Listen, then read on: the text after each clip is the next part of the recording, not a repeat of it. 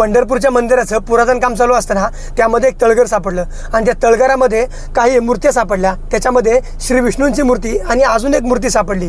विशेष म्हणजे 350 ते 400 वर्षापूर्वी त्या मंदिरातील त्या मूर्त्या त्या तळघरामध्ये लपवल्या आणि आज त्या बाहेर काढल्या, पण त्या जशाच्या तशा बाहेर आल्यात आणि भक्तांमध्ये एक आनंद आणि आनंदाचा एक सोहळा निर्माण झाला की मंदिरामध्ये मूर्त्या सापडल्या। पण ह्या मूर्त्या का लपवल्या याचं कारण असं की 350 वर्षापूर्वी आदिलशाहीचा सरदार अफजल खान हा कोल्हापूरच्या दिशेने आला आणि त्यांनी आई तुळजाभवानीच्या मंदिरावर हमला केला, तुळजाभवानीची मूर्ती तोडली आणि पंढरपूरच्या मंदिरावर सुद्धा हमला करून विठुरायाच्या मंदिरावर हमला केला आणि ती मूर्ती तोडण्याचा प्रयत्न केला, पण ती मूर्ती सुद्धा तिकडनं लपवून दुसरीकडे ठेवली होती। विचार करा, त्या काळी दगडांच्या मूर्त्यांचा असा हाल होत असतील तर माणसांचं काय होत असेल। म्हणूनच त्या काळच्या त्या लोकांनी त्या मूर्त्या तळघरामध्ये लपवल्या।